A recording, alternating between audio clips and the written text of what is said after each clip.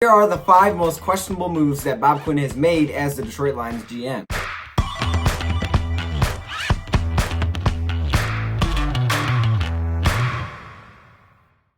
So Bob Quinn was brought in to be the Detroit Lions GM back in 2016, and he was really expected to take this team over the top, and he's made a lot of moves since 2016 until now. So we're going to take a look at some of those moves, and we're going to really decide whether they were a good move or a bad move, because some people believe he's made some really good moves, other people believe that he's made some really bad ones. Some people like him, some people don't. But here are my 5 most questionable moves that Bob Quinn has made as the GM of the Detroit Lions. So I kind of want to hear your guys' thoughts in the comments below, whether or not you think some of these moves are good or you think they were bad, because we have 5 of them. So just let me know in the comments below your thoughts, and let's get right into it. So coming in at number 5, these are really not any kind of specific order. Number 1 and number 5, really no difference here. But coming in at number 5, we have the Detroit Lions signing Justin Coleman. Okay, so this is very recent. The Detroit Lions signed Justin Coleman to a 4-year, $36 million contract to be that slot cornerback position. Now, for one, that's a lot of money to pay a slot cornerback that's what he does. He doesn't play on the outside very well. He is specifically a slot cornerback. So for one, that's a lot of money to pay a player.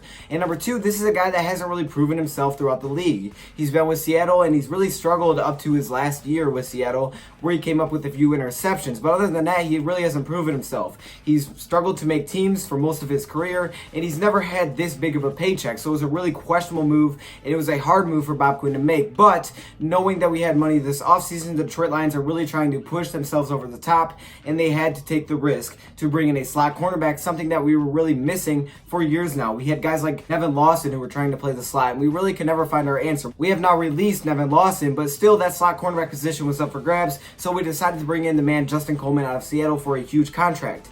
Really, we don't have any answers on this one yet because we don't know how he's going to perform with the Detroit Lions. We haven't heard a lot about him this offseason, so that's still a really big question mark. We have to wait to see what happens there. So for this one, you can't really decide whether or not you thought this was a good one or not. I mean, easily you could say it's a bad move because of how much they spent, but he could be a really productive cornerback, and he may be worth the money that we paid him. Now, coming in at number 4 is the Detroit Lions signing TJ Lang, and this is a big question mark here because initially you would think this is a good move. Lions signed TJ Lang, they filled out that right guard position, all good, right?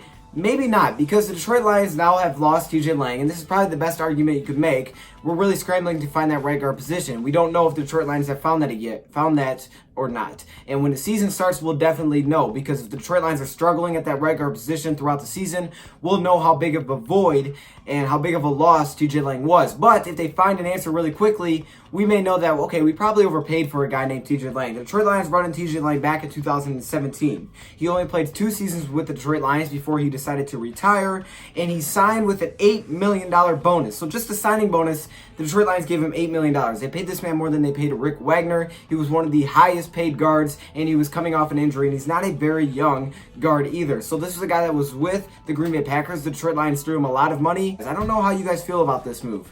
I think it was a solid move because we thought at the time, okay, we're going to start winning some games. But at the same time, that just didn't really work out. We weren't a great team throughout those years with TJ Lang. But nevertheless, he did fill out that right guard position. It was really never a question mark unless he went down. When he was healthy, we really didn't have to ever have to think about the right guard position as being a point of attack for the defense. So for the Detroit Lions, I don't think it was a bad move, but you could make the argument that the Detroit Lions overpaid for the guy named TJ Lang, who was pretty much injury prone throughout his career.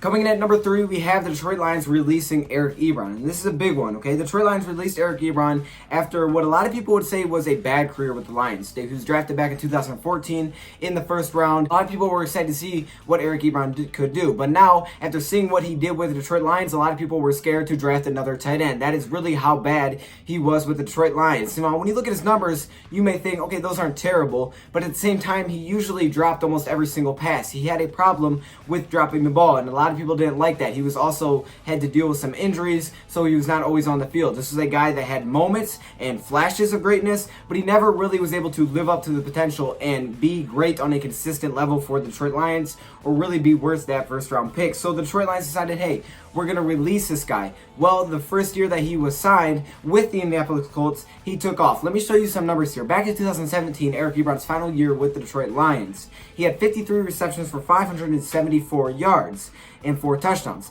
Not bad. But when you take in consideration the next season when he was signed by the Indianapolis Colts, which was last season, he had 66 receptions, 750 yards, and get this, 13 touchdowns. He was breaking records. He was one of the best tight ends in the league last season.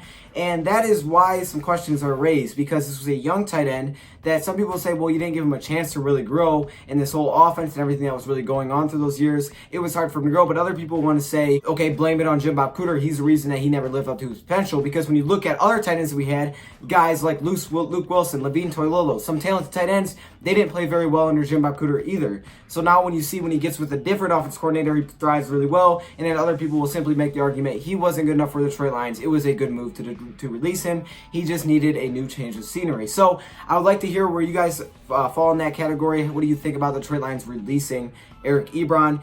Coming in at number 2, we have the Detroit Lions trading Golden Tate. And this was a questionable move, to say the least, okay?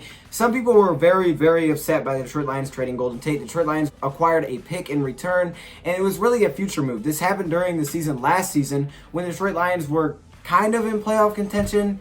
They were like right in the middle. They really would have had to play well to make the playoffs. But either way, they were kind of in playoff contention. They were kind of finding their groove. And then out of nowhere, the Detroit Lions said, you know what, we're going to trade Golden Tate right before the trade deadline. And a lot of Lions fans were upset by this. You could tell it had a noticeable impact, as this was a guy that Jim Bob Cooter definitely went to often with his offensive scheme. And losing him, the offense just didn't look the same. So the Detroit Lions, this was really a move for the future, because this is an older wide receiver in Golden Tate, who is actually 30 years of age right now. The Detroit Lions were trying to get a pick for this year's draft, which they used. Now the question was this worth it? Was it worth trading away Golden Tate for a draft pick? Or should we have stayed with Golden Tate even though he was aging? Because the Detroit Lions, a lot of the reason they let him go and traded him is because they were going to have to pay his expiring contract at the end of the year. And I don't think the Detroit Lions wanted to do that, because he was going to get a lot of money for being an older wide receiver. But his production was there with the Detroit Lions. He was, for 3 seasons with the Lions, he had over 1,000 yards receiving.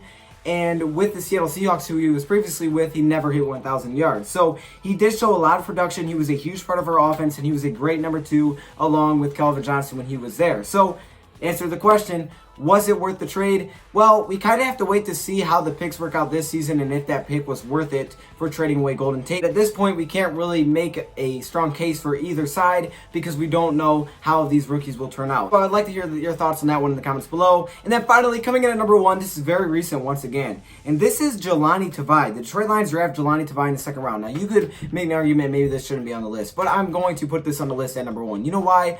Because this was one of the most crazy draft picks that we've seen from the Detroit Lions. They made some dumb decisions. And I'm not saying this is a dumb decision, but they've done a lot of weird stuff, and this was definitely up there. A lot of people were expecting the Detroit Lions to take a cornerback named Greedy Williams, who was still on the board through the 2nd round. Instead, the Detroit Lions said, we're going to draft Jelani Terrell. And it wasn't the fact that they drafted Jelani Terrell. It was the fact that no one really was thinking about him at all. Like, he wasn't on anybody's draft order to be a 2nd round pick in Lions fans. He wasn't someone that even came to mind when you thought of who the Detroit Lions would pick. He wasn't anywhere on our draft board. But the Detroit Lions apparently had him on their draft board, and they decided to take him in the 2nd round. I hope he lives up to his potential of a 2nd round pick. I hope he balls out. As we know, Tate did struggle as a 2nd round pick up till now, and we still have to wait and see if he finally can figure it out. Hopefully, Jelani Terrell doesn't go through that same kind of thing as a linebacker for the Detroit Lions. I think he'll come in and be very good, but this is a very questionable pick by the Detroit Lions in this year's draft. Made a lot of people upset. We'll see what Jelani Terrell can do for the Detroit Lions 2019.